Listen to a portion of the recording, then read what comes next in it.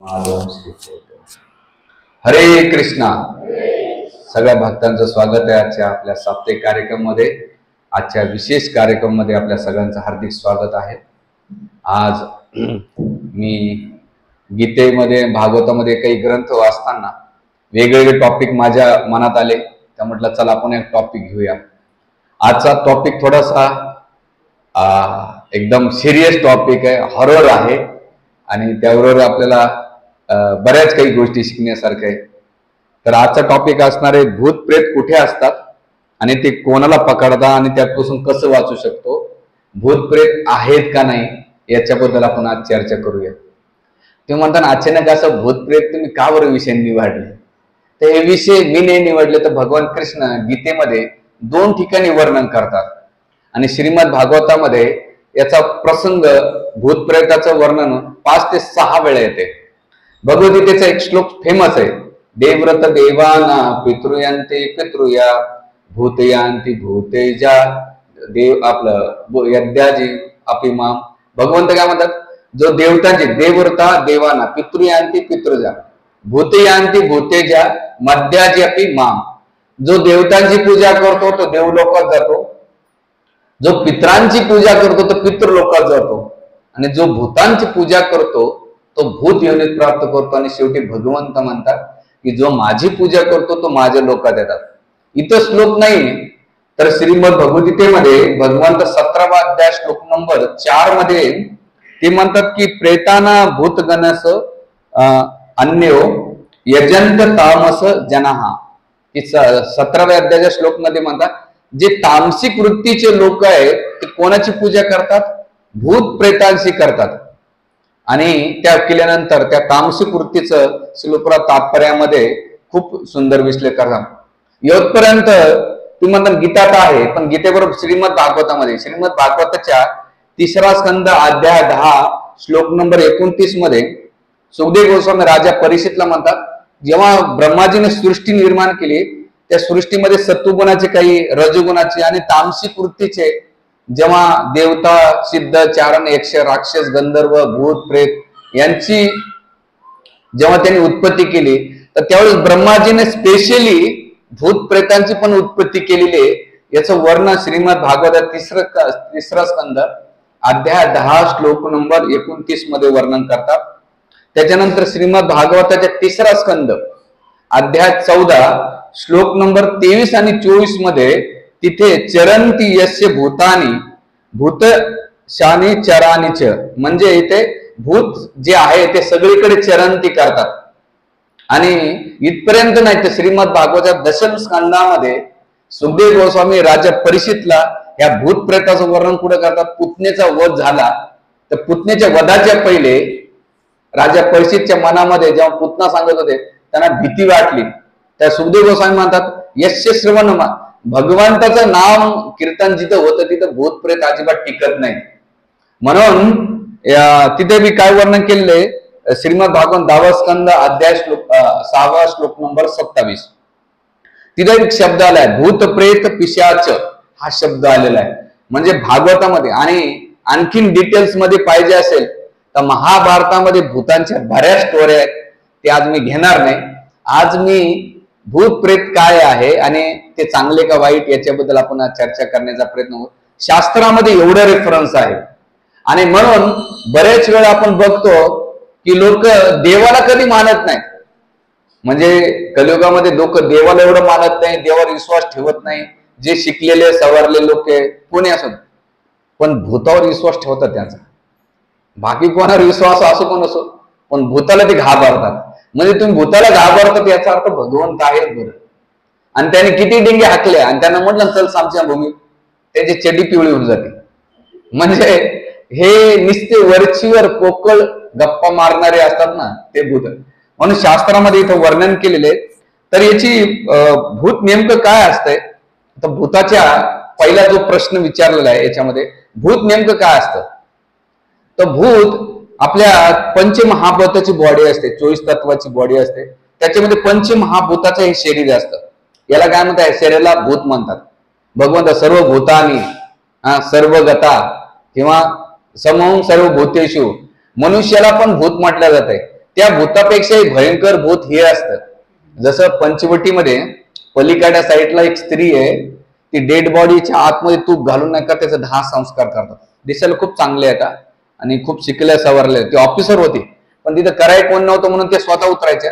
एक दिवस त्या रिपोर्टरने त्यांना प्रश्न विचारला, म्हणजे का हो तुम्ही हे डेड बॉडीला तूप घालता, तुम्हाला भीती नाही वाटत का? ती म्हणली की जिवंत मनुष्यापेक्षा हे तर माती आहे म्हटली, याच्यात काहीच नाही, पण यांच्यापेक्षा डेंजर माणसं आहेत म्हटली, ते भूतापेक्षा भयंकर आहेत.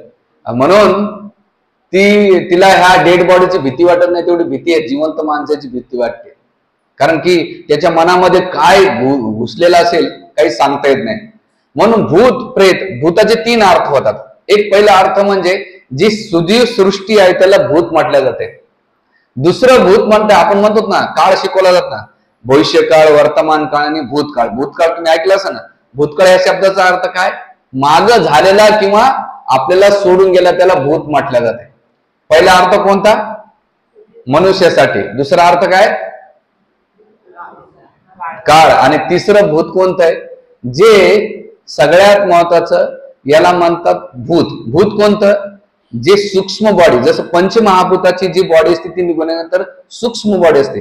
स्थूल शरीर गेल्यानंतर सूक्ष्म बॉडी असते, आणि त्या सूक्ष्म बॉडीमध्ये मन, बुद्धी, अहंकारावर त्याच्या ज्या अवांछित इच्छा अपूर्ण राहिल्यानंतर तो ह्या जगामध्ये भटकतो. आणि विशेष करून हा स्थूल बॉडी आत्मा इथे भटकत राहतो, याला म्हणतात भूत. आणि केल्यानंतर हा आत्मा सूक्ष्म शरीरामध्ये इकडे तिकडे तो प्रवेश करीत असतो. म्हणून हे भूत वर्णन इथपर्यंत येते. ती सूक्ष्म बॉडी आहे, याच्यामध्ये काही चांगल्या पण असतात आणि वाईट पण असतात. वाईट कोणते असतात? ज्या आत्महत्या केलेल्या असतात आणि ज्यांच्या इच्छा अपूर्ण राहून त्या कोणाला त्रास देतात, ते घर परिवारातले जे लोक आहेत, विशेष करून 3 गण म्हटलं, राशीनुसार वेगवेगळ्या राशी असतात. त्याच्यामध्ये एक गण असतो, राक्षस गण, मनुष्य गण आणि देवगण. तर देवगण आणि राक्षस गणाला, ते मनुष्य गणाला राक्षस गणाला एवढा प्रभाव करत नाही, तेवढा प्रभाव तो देवगणावर करतो. देवगण कसा सात्विक असतो, पुण्यवान असतो, पण हा सगळ्यात जास्त प्रभावी भूत प्रेत कोणाला इफेक्ट करतात? जे मेंटली आणि फिजिकली वीक आहे, जे साध्या साध्या गोष्टीमध्ये घाबरून जातात, ज्यांचं विल पॉवर स्ट्रॉंग नाहीये, अशा लोकांना ते जास्त प्रभावित करतात. कारण ते थोडंसं विकनेसला काय करतात, त्याला विचलित करून टाकतात. म्हणून आपण आंतरिक मेंटली आणि फिजिकली फिटनेस पाहिजे, तरच तुम्ही त्याला हे करू शकतात. आणि त्यांचा प्रभाव काही क्षणापुरता असतो, ते त्यांचा प्रभाव करून जातात, ते कायमस्वरूपी तुम्हाला डॅमेज नाही करू शकत. एक झटका देतात, निघून देतात. म्हणजे याचे मी उदाहरण देईन हळूहळू, काय काय एक एक. तर हे सूक्ष्म बॉडी ते प्रभाव करते. म्हणून स्थूल बॉडी गेल्यानंतर सूक्ष्म शरीर इथं भटकत राहते, आणि यालाच म्हणतात आत्मा किंवा भूत आत्मा हा म्हटला जातो. नेमकं आता याचा प्रश्न पडला जातो की चांगला किंवा वाईट आत्मा याचं वर्णन कुठे येतं का? तर श्रीमद भागवत 3ऱ्या स्कंदामध्ये जेव्हा स्वर्ग सृष्टी करत होते ब्रह्माजी, तर त्याने 1 पाद विभूती, 2 पाद विभूती, त्रिपाद विभूती आणि चतुष्पाद विभूती आणि अन्य जीवांची उत्पत्ती केली. तर त्याच्यामध्ये 1 पाद विभूतीचं वर्णन केले, ते भूताबद्दल केलेले. कारण की हा जो भूत असतो त्याला शरीर नसतं, सूक्ष्म शरीर असतं. आणि म्हणून 1 पाय असल्याला त्याला 1 पाय नसतो, म्हणून त्याला 1 पाद विभूती म्हटलं. 2 पाय कोणते? जो मनुष्य आहे. आणि म्हातारे माणसाला 3 त्रिपाद विभूती म्हटलं जातं. त्रिपाद विभूती म्हणजे काठी धरल्यानंतर 3 पायाचा. आणि 4 पाद विभूती म्हणजे कोण? जे पशु प्राणी आहेत, जीवजंतू आहेत, त्यांना म्हटलं जातं.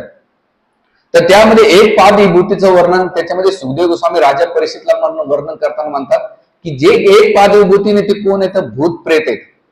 आणि त्याचं वर्णन तिथे मेन्शन केलं जाते. म्हणून याच्यामध्ये जे देवगण आहे त्यांना ते प्रभावित करतात आणि त्यांच्या मनावर कोणत्या 3 गोष्टीवर इफेक्ट करतात. पहिला जो इफेक्ट आहे त्याच्या मनावर, मानसिक, दुसरं त्याच्या शरीरावर, आणि तिसरं त्याच्या ज्या काही क्रिया आहेत त्याच्यावर तो प्रभाव पडत असतो. विशेष करून आर्थिक, त्याचा तो प्रभाव पडत असतो. तर हे याचं दिलं जाते. म्हणून या आत्म्याचं वर्णन भूत प्रेत असताना ते भटकत. म्हणून याचं उदाहरण कुठे ते श्रीमद भागवतामध्ये जेव्हा धुंदुकारीचा प्रसंग येतो, त्या धुंदुकारीचा जेव्हा त्या वेश्याने त्याचं काय केलं, त्याचा गळा दाबून वध केला व खून केला. खून केल्यानंतर तो आत्मा तिथंच भटकत होता. का? त्याचे खूप इच्छा होता आणि तो त्या शरीराचा 10 संस्कार केल्यामुळे तो आत्मा तिथे भटकत असताना गोकर्ण आला आणि गोकर्णाने जेव्हा पाहिलं की रात्री हा वेगवेगळ्या रूपामध्ये येऊन मला त्रास देतो, त्याने विचारलं असं काय कारण आहे आपल्या कमळ. ते म्हटले की एकच कारण आहे की माझ्या ज्या वेश्यांच्या मी जीवनात संघातात जे पाप केले. भूत कोण होतंय हा पहिला मुद्दा आहे. जो पाप वृत्ती जीवनभर जगत असतो, मांसाहार करतो, जुगार खेळतो, याभिचार करतो, की त्याचं अख्खं जीवन पापमय असतं, असाच व्यक्ती भूत बनतो आणि त्याच्या अपूर्ण इच्छा होण्यासाठी तो पुन्हा भटकत राहतो. त्याला एकमेव उद्धाराचं साधन आहे श्रीमद भागवत. म्हणून गोकर्णाने भागवताची कथा सांगितली आणि त्या जो भूत होत त्याची मुक्तता केली. म्हणून त्याच्यामध्ये तो कोणाला त्रास दिला? त्यांना विशेष करून बाहेरच्या लोकांना त्रास नाही दिला. जो आपला भाऊ आहे त्याला त्याला त्रास दिला. म्हणून भूत हा शब्दाचं भगवंत गीतेमध्ये म्हणतात आत्मा सर्वगत आहे, सगळीकडे भटकत राहतो. पण विशेष करून जे घरातले लोक ज्यांनी त्याला त्रास दिला किंवा तो त्याला त्रास देऊ इच्छितो त्याच्यावर तो प्रभाव. आणि त्याच्यामध्ये कोणता गण? देवगण. आणि देवगणामध्ये जो विकनेस आहे त्याच्यावर त्याचा प्रभाव पडतो. म्हणून इथं वर्णन केले. मग आता प्रश्न केला जातं की इथे ह्या जे पाप कृत्यामुळं याला केलेले, तर मग आता याच्यामध्ये 3 प्रश्न विचारले. काय प्रश्न केलेला आहे? भूत प्रेत आणि जी चुडेल किंवा पिशाच याच्यामधला फरक काय तेवढं सांगा तुम्ही. भूत काय असतं, त्याच्यानंतर प्रेत काय असतं, चुडेल काय असते आणि पिशाच काय असते याचं वर्णन करा. तर भूताचं वर्णन मी आता केलं की जे सूक्ष्म शरीराने, बरं हे सूक्ष्म शरीर कुठपर्यंत राहत आहे? जोपर्यंत त्याच्यामध्ये थोडस पापवृत्ती असते आणि त्या पापवृत्तीचा प्रभाव तेवढाच असतो, पण तेवढे घातक नसतात. पण भूतापेक्षा जास्त डेंजर असतं ते प्रेत आत्मा असतो. आणि तो प्रेत आत्मा कधी असतो? जेव्हा शरीर सुटल्यानंतर घरामध्ये 10 दिवस बिना बॉडीचा तो भटकत राहतो. म्हणून तो दगड घराच्या बाहेर बांधला जातो. तुम्ही बघा अंत्यविष्टी करण्यानंतर तर तो प्रेत आत्मा त्याला घराच्या बाहेर बांधला जाते आणि 10व्या दिवशी गंधमुक्ती किंवा 13व्या दिवशी जी पूजा घातली जाऊन तिथं मुक्ती लागतो. म्हणून त्याला सूक्ष्म बॉडी असते. ती सूक्ष्म बॉडी त्या घरामध्ये जे लोक त्यांना शरीर नाही अशा लोकांना, म्हणून तो ब्राह्मण काय करतो? एक एक पिंड बनवत राहतो. म्हणजे आज तुम्ही पूजा केला एक शरीर बॉडी एक एक शरीराचे एक एक पार्ट वाढतात. ते सांगताना पूजा म्हणतात डोळे आले, कान आलं, हे सांगत ते तसं वाढत राहत 10 दिवसामध्ये. आणि तो प्रेत आत्मा काय करतो? तो सगळ्यात त्रास असतो आणि सगळ्यात डेंजरस असतो.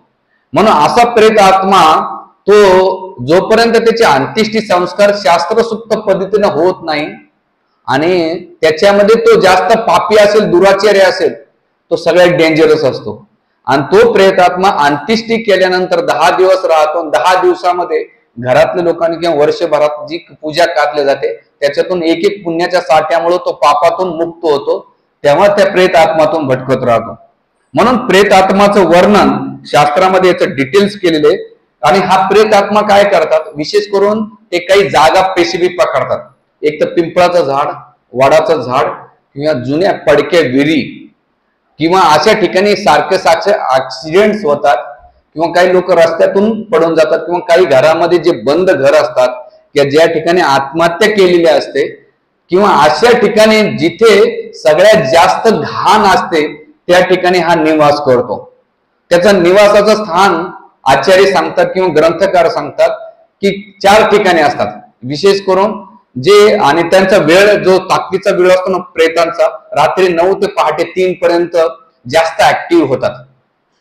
रात्री 9 तर पहाटे 3 पर्यंत त्यांचा सगळ्यात जास्त पीक पिरियड असतो. आणि या पीक पिरियड मध्ये ते माणसावर प्रभाव करून कधी कधी त्याला आत्महत्या करायला प्रवृत्त करतात. एवढा तो प्रभावशाली असतो. यवन कधी कधी लोक अचानक घरात गेले की त्या रूम मध्ये गेले की भांडतात. मी काही लोकांच्या घरात पाहिलं ना, काही रूम त्यांच्या घरात गेली की भीती वाटते, पण काही घरामध्ये गेले की त्याचा एक पॉझिटिव्ह एनर्जी पाहायला भेटते, काही घरामध्ये निगेटिव्ह एनर्जी पाहायला भेटते, लगेच जाणवतं. मग एकतर याच्या पहिले कोणी आत्महत्या केली असेल किंवा ती जी जागा असेल समशमभूमीची असेल किंवा तिथे काहीतरी असं कृत्य झालेलं असेल की तो प्रेत आत्मा त्या तिथल्या लोकांना तो काय करतो? त्रस्त करायचं काम करतो. म्हणून ही प्रेत येवणी सगळ्यात भयंकर असते आणि जोपर्यंत त्याला ती बॉडी भेटत नाही. आणि प्रेत येवणी कोण बनतंय? जे आत्महत्या करणारे असतात कमी वयामध्ये किंवा अचानक सुसाईड करून घेणारे त्यांना जास्त असतात, ते जास्त प्रभावशाली असतात. म्हणून बघा तुम्ही काही ठिकाणी लोक म्हणतात त्या विहिरीजवळ जाऊ नको, त्या झाडाजवळ जाऊ नको किंवा त्या रस्त्यावर जाऊ नको. आता जसं मी साताऱ्यात गेलो, ते एक वीर नावाचं ठिकाण आहे, तिथे सारखे सारखे ऍक्सिडेंट्स होतात. रात्रीच्या कोणत्या गाडी थांबत नाही. पहिले जसं चांदवड घाट होता ना, प्रत्येक जण काय करायचं माहितीये का, नारळ फोडतो त्या कोपऱ्यावर. एक काहीतरी मंदिर आहे, चांदवडचा घाट तुम्ही पाहिला असेल, ते तर सोडा, कन्नडचा घाट आहे. त्या कन्नडच्या घाटाला जाताना एक दर्गा लागतो, एक मसोबाचं मंदिर लागतंय, प्रत्येक ड्रायव्हर नारळ फोडतो तिथं. म्हणजे त्यांना काहीतरी त्याचा प्रभाव जाणतो. आणि यांची ताकद विशेष करून जे कालाष्टमी, भैरव किंवा अमावस्या, पौर्णिमा, जी निगेटिव्ह किंवा अपशकुन तिथी असतात, त्यांची ताकद खूप जास्त वाढल्या जाते आणि ते जास्त प्रभाव करतात. म्हणून हे प्रेत असतात, यांना भोग शरीर असतात आणि ते भोग शरीर जेव्हा त्यांना भेटत नाही, म्हणून ते काय करतात, कुठे शोधत असतात. आणि त्याचा प्रभाव विशेष करून रात्री जे झोपताना तोंड गुळण्या करून न झोपता लाळ गाळते ना, त्या लाळीच्या गाळ्यातून नका त्याच्या तोंडातून प्रवेश करून त्याच्या मनामध्ये प्रवेश करतो. याचे कितीतरी उदाहरण. म्हणून लोकांना जे स्वप्न पडतात ना, ते स्वप्न पडण्याचं कारण काय, की त्यांची आंतरिक आणि बाह्य स्वच्छता नसल्यामुळे तो प्रवेश करतो. म्हणून शास्त्र सांगतंय की 3 ठिकाणी जेव्हा गेलात तर पहिले स्नान केलं पाहिजे. एक म्हणजे मैथुन सुख केल्यानंतर, दुसरं अंत्येष्टी केल्यानंतर, आणि तिसरं शौच क्रिया केल्यानंतर किंवा नख कापल्यानंतर आंघोळ कंपल्सरी असली पाहिजे. नाहीतर त्या माध्यमातून बऱ्याच वेळा मी नाशिकमध्ये पाहिजे, अंत्येष्टीला जातात लोक पण आंघोळ नाही करत. आंघोळ कपड्यासहित केली पाहिजे, नाहीतर ती एनर्जी ती सोबत घेऊन येते. तर अशा रात्री झोपताना हातपाय स्वच्छ धुवून, ओले पाय धुवून नाही झोपायचं, हातपाय स्वच्छ धुवून गुळणा करून व्यवस्थित स्वच्छ होऊन जर झोपलं तर तुम्हाला भूत प्रेताचे स्वप्न पडत नाही. नाहीतर अशा वेळेस जेव्हा लाळ गाळते, त्या लाळीच्या माध्यमातून तो प्रवेश करतो आणि तो आपल्या शरीरावर, मनावर त्याचा प्रभाव पडतो. हे प्रेत असताना विशेष करून याचं ईशुपनिषद मध्ये वर्णन. आणि हे यमदूताला घेऊन यमदूताच्या मार्गाला किंवा नरक योनीमध्ये जे लोक असतात त्यांना घेऊन जाण्यासाठी जास्त मदत करीत राहतात. तर म्हणून इथे ह्या प्रेताचं जी कर्म सायकल असते पाताळ लोकांपर्यंत, याचा ह्या प्रेताचा 3 ठिकाणी प्रभाव असतो. एक म्हणजे नरक योनी, यमलोकात जाताना, आणि पाताळ लोकांमध्ये यांचा प्रभाव असतो. यवन वरच्या लोकांमध्ये पण ह्या प्रेतांचा नाही का जास्त भेट असतो. म्हणून ह्या जगामध्ये प्रेत योनी सगळ्यात डेंजरच असते. आणि त्या प्रेत योनीचं याचं लक्षण काय, प्रेत योनी कोणाला प्रभावित करते, याचं लक्षण एकच आहे, स्वप्नामध्ये सारख्या डेड बॉडी दिसणं, समशमभूमी दिसणं, ते किंवा आपल्याला सारखं सारखं कुठेतरी खेचल्या जातंय. काय केलं जातंय, सारखं सारखं कुठेतरी खेचल्या जातंय, तर समजायचं भूतापेक्षा प्रेत योनी तुम्हाला भटकत राहते. याचे 2 उदाहरण देतो. जसे एक मोठे संन्यासी इस्कॉन मधले, तिथे मोठे संन्यासी येतात, म्हणजे वृंदावनचे ब्रजवासी येतात. ते रात्री एकदा पहाटे, वृंदावनमध्ये मोस्टली 3:30ला उठतात, ते शौचक्रिया करण्यासाठी गेली बाहेर. तर जात असताना जिथं शौचक्रिया बघितलं की एक स्त्री नवनविरी सजून झोनून चाललेली आहे. तर त्यांना वाटले की ही शौचक्रिया चाललेली आहे आणि मी पण चाललेलो आहे. पण ही जी स्त्री ज्या बाजूला जाईल तिकडे न जाता मी दुसरी विरुद्ध बाजूला जाईल. आणि मग ती स्त्री थांबली आणि त्यांना असं वाटलं की ही स्त्री राईटला गेली, मी लेफ्टला जातो. आणि मग काही काळानंतर ते गेले शौचक्रियेला आणि बसले अचानक बसले, त्यावेळेस ती स्त्री अचानक एवढे लांब होते त्यांच्या डाव्या साईडला उभा राहिली. आणि जेव्हा ते पाहता ती चल्लू पडणे, आणि ही घाबरून गेली. यांना कळालं की नवरी कोणी नाहीये, हे काहीतरी वेगळंच आहे. आणि त्यांच्या जीवाचं तर पाणी झालं. ते चेहरा पाण्याच्या पहिले, कारण की त्याने खाली पाया पाहिले, त्याचं जमिनीवर टच नाहीये. नुसतं काय दिसतंय, नवी ओढणी दिसतीये, पण ताकद भयंकर आहे. करायचं तर काय करायचं, थरथर कापायला लागले. आणि त्यावेळेस ते हे राधे, हे लाली, हे राधा, आणि लगेच त्या आवाजामुळे काय झालं, अदृश्य झालं. त्यानंतर महाराज म्हटले, मी कधीच जीवनात 3:30च्या नंतर टॉयलेटला कधीच गेलो नाही. म्हणून हे जी अशुद्धी असते, जिथं बाथरूम घाण असतंय किंवा ज्या ठिकाणी तामसिक वृत्ती जास्त असते, जे कपडे, इव्हन बेड, 3 दिवसाच्या आत बेड नका स्वच्छ केलं पाहिजे, जे ब्लँकेट, कारण तामसिक वृत्ती तिथे असते. जिथं घाण जागा खूप असते ते ठिकाणी वास करतो, आणि त्या घाण जागेमध्ये वास केले की तो त्या व्यक्तीवर प्रभाव करतो. म्हणून विशेष करून तुमचं बेड, तुमचं बेडरूम, तुमचं घर, ज्या ठिकाणी तामसिक वृत्ती केली जाते, जिथं खाण्याचा पदार्थ आहेत, म्हणून रात्री जेवताना तुम्ही जेवण केल्यानंतर लगेच झाडूपोछा करायचा असतो, किंवा किचन मध्ये ते जर नाही केलं आळसपणामध्ये, तर ते भूतप्रेत येऊन नाही का त्याचा इनडायरेक्टली त्याचा काय करतात त्यांना, कारण त्यांची इच्छा असते, पोट भरायचं असतं. मग ते पोट कुठून भरणार? हे उष्ट खरकट पडलेलं किंवा जे लोक तोंड न धुता झोपलेले त्याच्यावर तो प्रभाव पडतो. म्हणून आपल्या बाजूला त्या गोष्टीचा प्रभाव म्हणून स्वच्छता खूप महत्वाची. स्वच्छता फिजिकल बी म्हणजे शरीराची स्वच्छता, दुसरी स्वच्छता घराची, आणि तिसरी स्वच्छ मनाची. मनाची स्वच्छता, मलिनता जर असेल, त्याच्यामध्ये आपण रेग्युलरली महामंत्राचं जप करणं, श्रीमद भागवताचं वाचन करणं, मंत्रचा पठन करणं, विशेष करून नरसिंह कवच, किंवा ज्यांना भूत प्रेतांचं स्वप्न पडत असेल तर श्रीमद भागवतामध्ये जे गजेंद्र मोक्ष आहे, त्या गजेंद्र मोक्षाच्या फलश्रुतीमध्ये वर्णन केलेलं आहे की जो कोणी भूत प्रेतांचं स्वप्न पडतं त्याने गजेंद्र मोक्षाचं काय केलं पाहिजे? वाचन केलं पाहिजे, श्रवण केलं पाहिजे, मनन केलं पाहिजे. अशा व्यक्तीला त्याचा प्रभाव पडत नाही असं वर्णन केलेले. म्हणून इथे हा झाला भूत येवण्याचा, आणि अतिशय शक्तिशाली असतात. दुसरं आहे याच्यामध्ये आणखीन तुम्हाला एक घटना सांगतो. मी इस्कॉनच्या जॉईनिंग होण्याच्या पहिली एक घटना आहे. जसं आमच्या मंदिरामध्ये तुम्ही नरसिंह कुरुप्रभू ऐकले असेल, ब्रह्मचारी आपले सिनियर मोठ बरोबर, त्यांची बहीण आहे गौरशोकची बहीण, म्हणजे नरसिंह कुरुप्रभूंची सख्खी चुलत बहीण. ही 2005 मध्ये मायापूर यात्रेमध्ये गेली, आणि मायापूरमध्ये गौरांग कुटी आणि नित्यानंद कुटीरमध्ये तिथे हे प्रेत आत्मा भटकत राहतात. आणि नेमकं ज्या गौरांग कुटीरमध्ये थांबले होतात, गौरांग कुटीर कुठं, जी तुम्ही मायापूरला जे गेले असेल त्यांना ती लक्षात येईल की तुम्ही गुरुकुलकडे जाताना खाली राईट साईडला गौरांग कुटीर नित्यानंद कुटीर आता फेमस आहे, आणि आजकाल कोणी थांबत नाही, त्यांना लोकांना लय जाण्याला प्रभाव झाला त्याचा. तुमच्यापैकी कोणी गेलेत मायापूरमध्ये? हा, तुमच्या बस, तुम्हाला नाही लक्षात, मी गेलेलो तर त्या गौरांग कुटीरमध्ये थांबले, आणि केल्यानंतर नेमकं एका रात्री अमावस्येची कोणतं रात्र होतं माहिती आहे, त्याच्यामध्ये एंटर केले त्या लेडीज मध्ये, आपलं गौरशुकच्या बहिणीमध्ये. अक्षरशः यात्रा खराब केली, तिच्यातून निघता निघणते. कृष्णानंद प्रभू रात्रभर जप करायची, पण ती जे 4-4 माणसं सुद्धा तिला पकडू शकत नव्हते, एवढी ताकद बनली होती. आणि तेवढ्याच पिरियड मध्ये ती एवढी ताकद होती की 4-5 माणसाला अशी फेकून द्यायची ती, धड धाकट्या माणसाला. जसं आमच्या भक्ताची परिवारातला लेटेस्ट भगूर मधलाच एक प्रसंग आहे की ती गेली, 2 सासा गेल्या, त्या 2 सासा म्हणतात आयाला काकू, दोघीला तर असं हाणलं की कल्पना नाही. आणि ती सगळ्यांचं काही हिस्ट्री सांगायची. हे तर लेटेस्ट उदाहरण आहे, पण ते उदाहरण अख्खी यात्रा मायापूरमध्ये, म्हणून तिथून तांत्रिकाला बोललो काही प्रॉब्लेम, मग जगन्नाथपुरीला गेले. जगन्नाथपुरीमध्ये तिचा प्रभाव पडला नाही. तो म्हटलं की मला याच्यातून मुक्त करायचं असेल तर अशाच गोष्टीतून करू शकतो. म्हणून जगन्नाथपुरीमध्ये चांगला तांत्रिकला बोलवलं आणि त्याच्यातून काढून ते मुक्त केली, आणि केल्यानंतर तिला धरून इथं नाशिकला आणलं आणि सोडलं. नंतर बरंच काही झालं, त्याची खूप हिस्ट्री आहे, मी जास्त हिस्ट्रीमध्ये जात नाही, मला वेळेचं खूप आणखीन काही मुद्दे घ्यायचे. तर त्याचा प्रभाव पडतो. लेटेस्ट मध्ये आपल्या भगूरचं पण उदाहरण आहे की भक्ताच्याच घरी झालं. किती दिवस होते ते? माझ्या 1 महिना असेल ना, हा 1 महिना.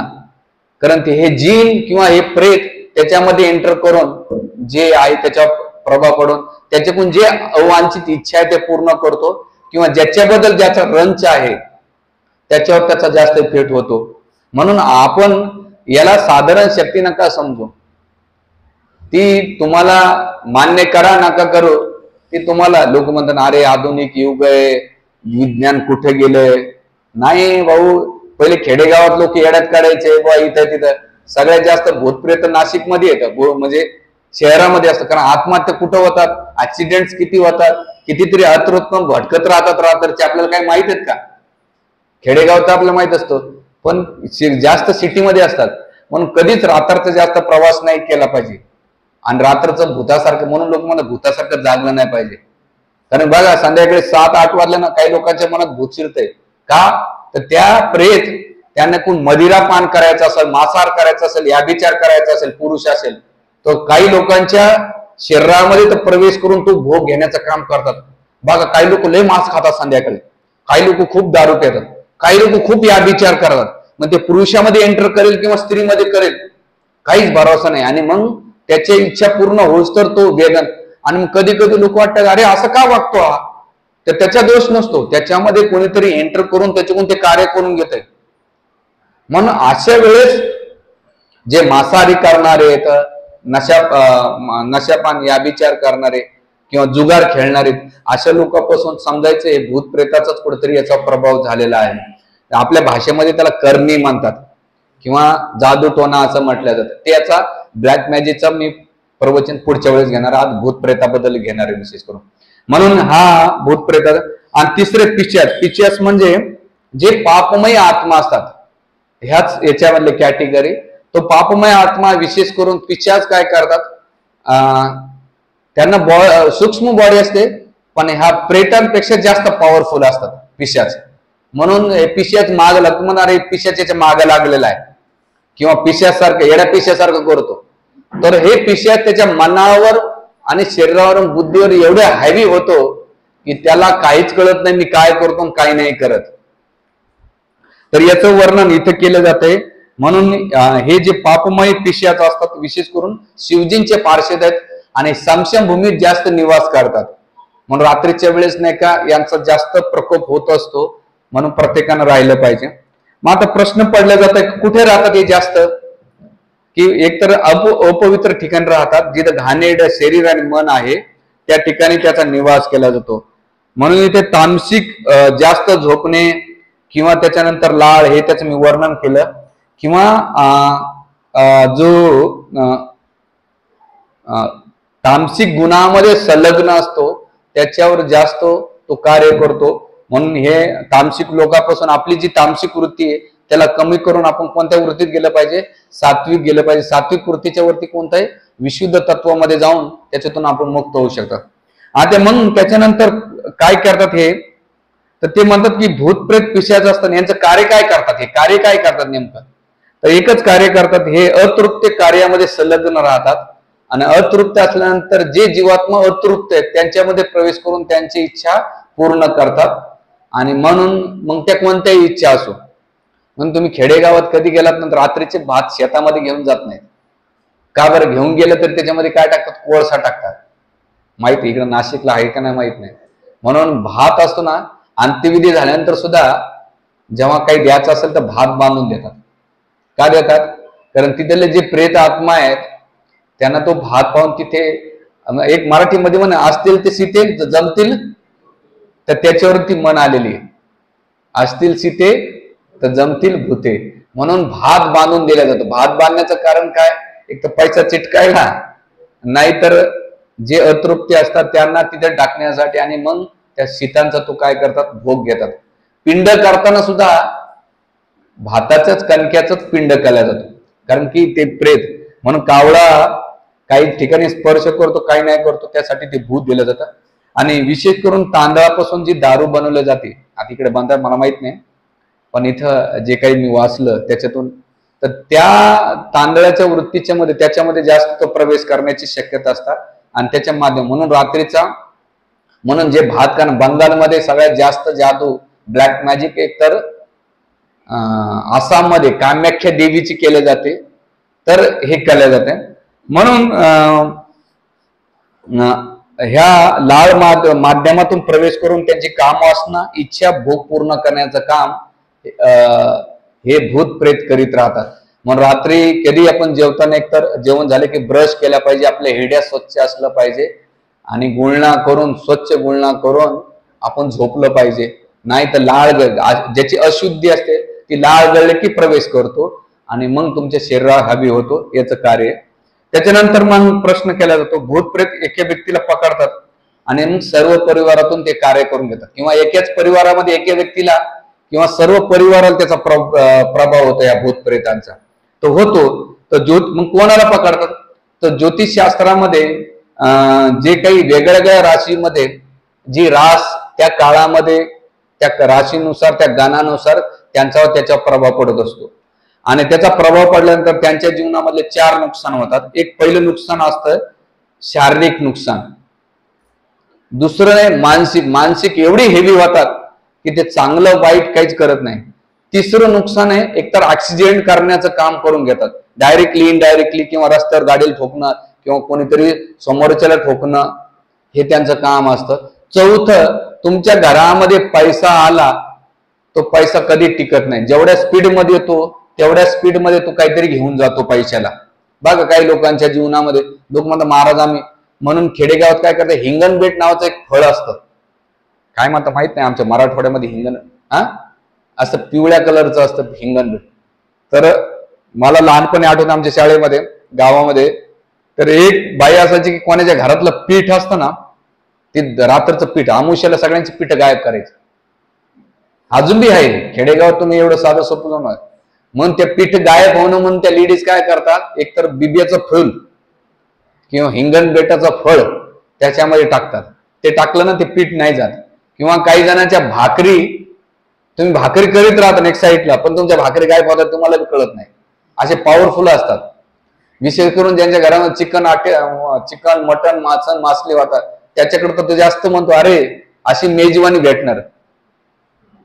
आणि म्हणून काही लोकांच्या याच्यामध्ये ते एक वर्णन करतात की जे लोक भरपूर खातात पण ते जे शरीर वाढत नाही, काडीला मुडीलीच राहतात, ते तर समजायचे याच्या बॉडीमध्ये भूत आहे, नुसतं खाऊन जातं, याला काही पचू देत नाही. हे सगळं मेन्शन आहे, मी काही मनातल्या गोष्टी सांगत नाही, तुम्हाला घाबरून देत नाही. लक्षात आलं का? तर याचं वर्णन केलं जातं. आणि म्हणून हे तामसिक प्रवृत्ती त्या क्रियामध्ये संलग्न होते आणि कार्य करून घेतो, आणि मग याचा प्रभाव पडतो. मग जर कोणाला पकडलं तर किती वेळा पकडतं हे भूत प्रेत आत्मा, तर ते म्हणतात काही काळापर्यंत त्यांची जी ताकद असते, शक्ती असते, तोपर्यंत पकडते. शक्ती एकदा निघून गेली की लगेच सोडतात. आणि विशेष करून त्यांचा रात्रीचा जो प्रभाव असतो, नकारात्मक शक्ती आणि आसक्ती आणि प्रभाव, या गोष्टीच्या आधारावर त्याचा प्रभाव पडून शौच क्रियेला कोणी गेलं असेल किंवा शौच क्रिया करताना त्या बाथरूम मध्ये घाणं असेल किंवा त्याचे शरीर मलिन असेल, त्याच्यावर प्रभाव पडतो. बाथरूमच्या बाजूला झोपणं किंवा पश्चिममुखी करून पश्चिमकडे किंवा याच्याकडे पश्चिम आणि उत्तरेकडे जर मुख केलं, पाय केले, तर त्याच्यावर प्रभाव पडतो. किंवा विशेष करून बाथरूमच्या शेजारी जास्त झोपणारे असतात, मग ते आंघोळीचं बाथरूम असो किंवा शौच क्रियेचं बाथरूम, त्याच्या बाजूला कधी झोपायचं नाही, त्याच्यावर जास्त त्याचा प्रभाव होतो. आणि त्याच्यानंतर त्याचा जास्त प्रभाव होतो विशेष करून जे अमावस्या असते, अमावस्यामध्ये शनी अमावस्या किंवा सोम अमावस्या किंवा काल अष्टमी किंवा काल भैरवी किंवा काही षष्टी असतात, विशेष करून ज्या षष्टीला त्या तिथीला किंवा प्रदोषाचा जो काही प्रेड असतो, त्याच्यामध्ये जे शिवजींचा प्रेड असतो, त्या प्रेड मध्ये त्याची पण राशी असते, त्या राशीनुसार त्याच्यावर तो प्रभाव पडतो. ठीक आहे. म्हणून याच्यासाठी एकच पर्याय आहे. काय पर्याय आहे की हरिनामाचं संकीर्तन. हरे कृष्णा कृष्णा कृष्णा हरे हरे, हरे राम राम राम हरे. जो हरिनाम जप करतो त्याच्यावर त्याचा प्रभाव पडत नाही. मग आता इथे आणखीन एक प्रश्न विचारलेला. काय प्रश्न केलाय?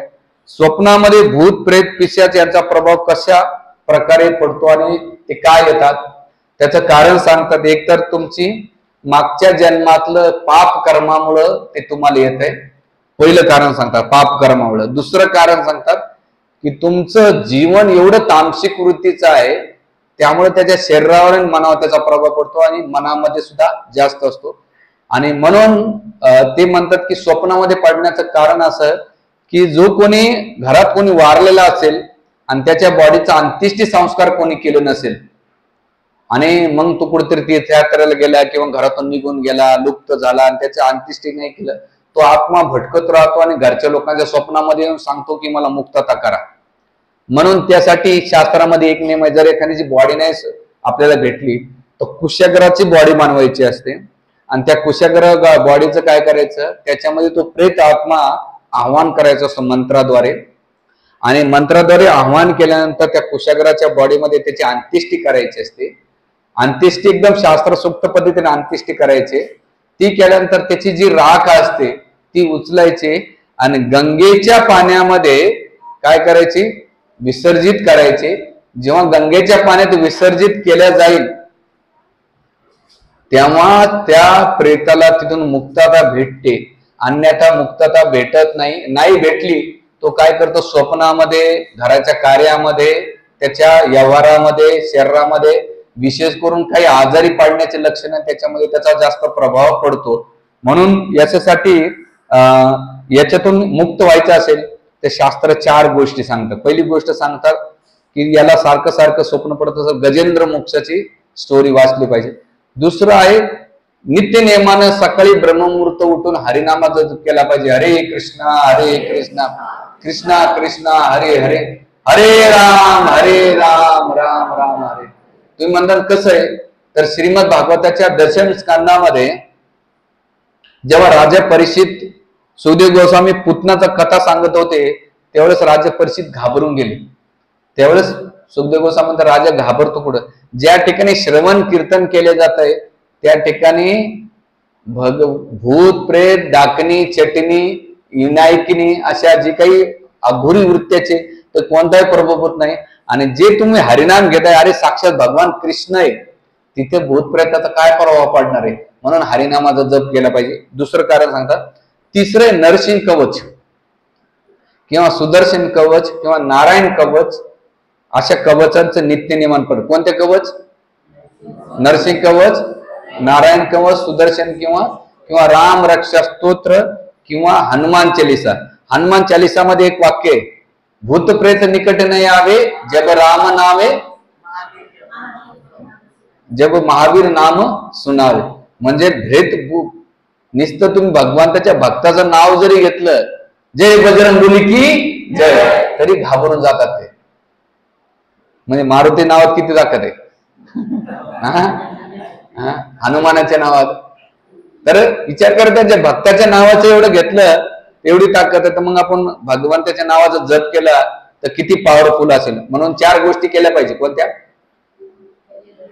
गजेंद्र मोने, नारायण कवच, सुदर्शन कवच, नरसिंह कवच आणि राम रक्षा स्तोत्र सकाळ संध्याकाळ म्हणायचं असतं.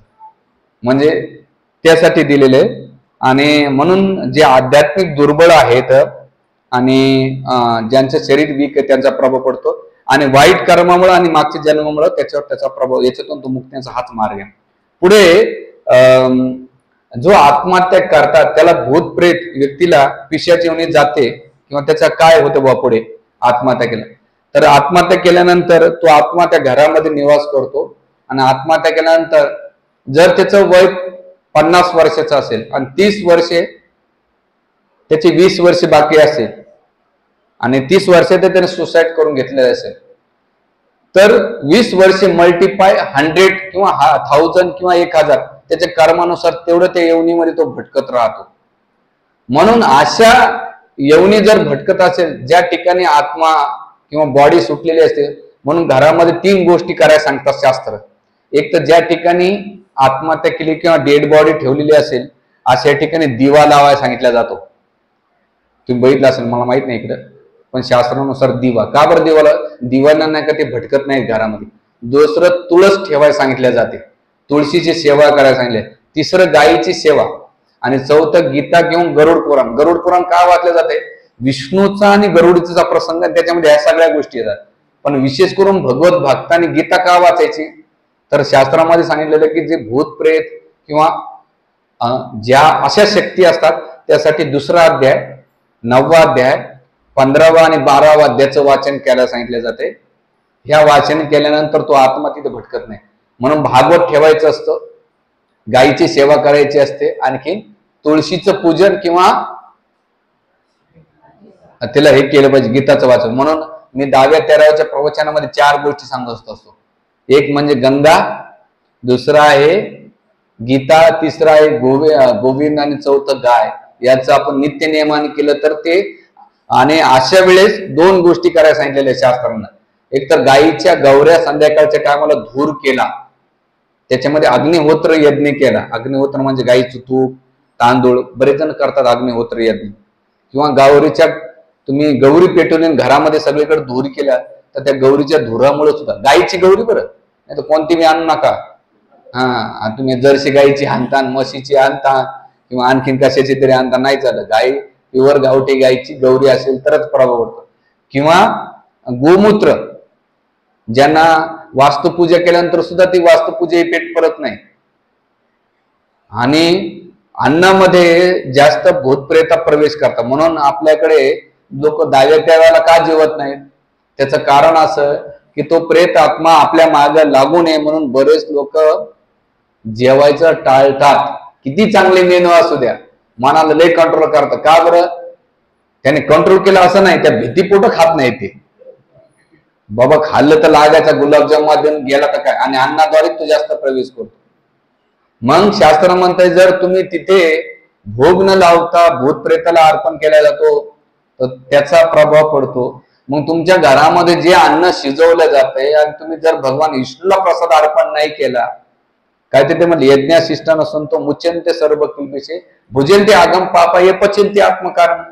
किल्बिस म्हणजे पाप, आणि पाप ज्या ठिकाणी असेल तिथे भूतप्रेत भटकतात आणि मग त्या अन्नाच्या माध्यमातून आपल्या शरीरावर, आपल्या मनावर, आपल्या कार्यावर क्रिया करतात.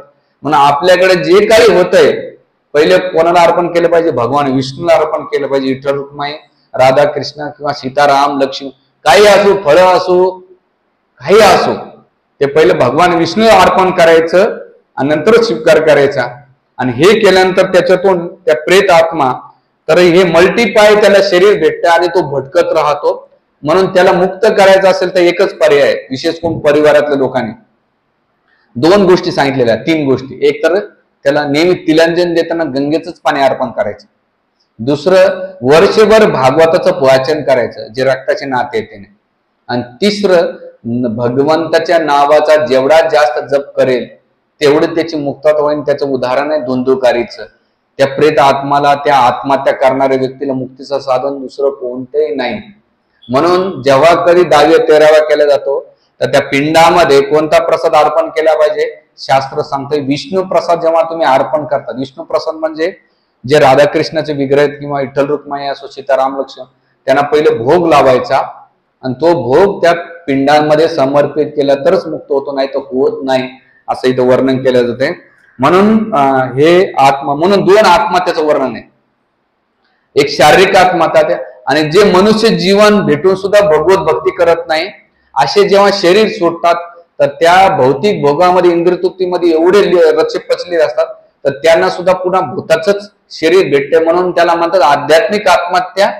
आणि जे सुसाईड करतात, शारीरिक आत्महत्या, म्हणजे मनुष्य जीवन भेटलंय पण भगवंताची भक्ती करत नाही आणि कुत्र्या मांजराचं जीवन जगतो, खातो पितो, मैथून करतो, तर त्याला सुद्धा बॉडी कशाची भेटते? भूत प्रेत आत्माच्या, त्याच्या कर्म आणि इच्छानुसार भेटते. 2 गोष्टी, कर्म आणि इच्छानुसार भेटते. तर त्यासाठी याच्यातून, आणि हा भौतिक शरीरामध्ये वारंवार फिरतो. जोपर्यंत पूर्वज किंवा त्याच्या घरातले भक्त होत नाही किंवा त्यासाठी भक्तिमय कार्य क्रिया केलं जात नाही तोपर्यंत मुक्ता होऊ शकत नाही. कर्मकांड करणं म्हणजे काय? त्याला पुषप करणं. त्याला मुक्ती तर नाही देऊ शकत, मोक्ष नाही देऊ शकत, पण त्याला थोडस काहीतरी सपोर्ट होतो. पण ज्याला मुक्ती मोक्ष पाहिजे असेल त्या आत्महत्या करण्याला किंवा भूत प्रेतांना, तर एकच पर्याय भागवताचं वाचन. आणि शेवटी सांगतात, मग प्रश्न केला जातो की याचा जास्त प्रभाव कोणता होतो? ते म्हणतात की जर तुम्ही सारखं सारखं चोराचं वारंवार स्मरण केलं तर चोर तुमच्याकडे येतात. वारंवार तुम्ही कामी पुरुष किंवा कामी स्त्रीची अपेक्षा करता की तुमच्या जीवनात कामी पुरुष आणि कामी स्त्री येईल, म्हणून कधीच स्मरण करायचं नाही. जो रोगी व्यक्ती, आता रोगाचं मी उदाहरण चांगलं देऊ शकतो. आमच्या इस्कॉन मध्ये एक मंदिरात एक भक्त, तिला वाटायचं मला कॅन्सर झालं का, कॅन्सर झालं का, सारखं वारंवार ती स्मरण करायची. आणि असं तिने किती वर्ष स्मरण केलं? 22 वर्ष. आणि 23 वर्षी डिटेक्ट झालं आणि तिला कॅन्सर झाला. म्हणून तुम्ही एखाद्या गोष्टीचं वारंवार चिंतन करतात ना, तर त्याच्या शरीरावर, त्याच्या मनावर आणि त्याच्या बाजूला तसं व्हायब्रेशन तयार होऊन त्याच्याकडून तसं कार्य प्रकृती करून घेते तुमच्या इच्छानुसार. म्हणून कधीच कोणत्या गोष्टीचं नाही. म्हणून भूताचं स्मरण जास्त करताना तर तुम्हाला भूताचा येऊन जाईल. आणि सगळ्यात जास्त कृष्णाचं स्मरण करता, हरे कृष्णा कृष्णा कृष्णा हरे हरे, हरे राम राम राम हरे. तर त्याला नाही का तुम्हाला ठरवायचं कोणतं स्मरण करायचंय. प्रेमाने कृष्णाचं स्मरण केलं तर कृष्ण दिसेल आणि बाकीच्याच स्मरण केलं तर बाकीचे दिसणार आहेत. तुम्हाला ठरवायचं कोणाचं स्मरण करायचे. म्हणून हा जो विषय आहे याच्यावर खूप स्टोरी येतात, पण काही अशा हॉरर असतात, पण सांगण्याचं जे आपल्याला एकच माध्यम आहे, भगवंताच्या नावाचा जप. आपलं जीवन शुद्ध ठेवायचं, शारीरिक मानसिक. आणि जेव्हा आपण शुद्ध करू तर आपल्याला घाबरण्याचं कारण आहे, आपला बाप लय मोठा आहे. कोण आहे? सुदर्शन घेऊन फिरत असतो की माझ्या भक्तावर, ज्याने कंठीमाळा धारण केलेली आहे, तिलक धारण करतो, रात्री झोपताना सुद्धा तिलक लावायचं असतं. घाबरायचं नाही, तिलकाचा लय प्रभाव असतो. आणि नित्य नियमन रात्री झोपताना कृष्ण ग्रंथ वाचायचा. एक स्टोरी, अर्धी स्टोरी नाही. उग्रम वीरम महाविष्णू ज्वलंतम सर्वतोमुखम, असं सुंदर सुंदर जे मंत्र आहेत ते रात्री म्हणायचे असतात. आणि असं स्मरण करून, किंवा सगळ्यात चांगला जास्त उपाय काय, जप करून. जसं आमचे नादिया कुमार प्रभू रात्रभर म्हणजे रात्री झोपण्याच्या पहिले एक माळा करून झोपतात. सहस्री शिरपू झोपताना त्यांच्या बाजूला ते हरे कृष्ण महामंत्राचं छोटं मशीन आहे, त्यांच्या कानाजवळ झोपतात ते. आणि काही भक्त आहेत की झोपताना नरसिंहदेवांचा फोटो ठेवतात. का बरं? रात्री झोपताना नरसिंहदेव पाहतात, उठलं की नरसिंहदेव पाहतात. आमचे सुकुमार गौरप्रभू त्यांच्या रिडिंग करताना राधाराणी, ललिताभिषेक आणि राधा मदन गोपाल, ते म्हणजे जरी लेक्चर प्रेषण करीत असतात ते सारखं राधा मदन गोपालकडे बघतात, पुन्हा प्रिपरेशन करा. झोपताना सुद्धा ते राधा मदन गोपालचं दर्शन घेतात. आणि उठल्यानंतर पहिलं ते राधा मदन गोपालचं दर्शन घेऊन सकाळी उठतात. असे कितीतरी उदाहरण आहेत. म्हणून एक आपल्या जीवनामध्ये, जसं आणखीन एक दोन भक्त आहेत ते कृष्ण ग्रंथ वाचून झोपतात. तर त्याने आपल्या बॉडीला, आपल्या भीतीपोटी नाही करत ते मध्ये स्वीट ड्रीम, कृष्णाची ड्रीम पडली पाहिजे त्यासाठी ते करतात. आता तुम्ही भीतीपोटी का होईना बाबा कर. आपल्याला काय महत्वाचं आहे, येणे केणे प्रकारे भगवंताचं स्मरण करण्यासाठी आपल्याला या गोष्टी करायच्या. आणि जेव्हा तुम्ही हे करता तर निश्चित तुमचं भूत प्रेत काही बालबाका करू शकत नाही. त्यासाठी भगवंताच्या नावाचा जप करायचा. हरे कृष्णा कृष्णा कृष्णा हरे हरे, हरे राम राम राम हरे.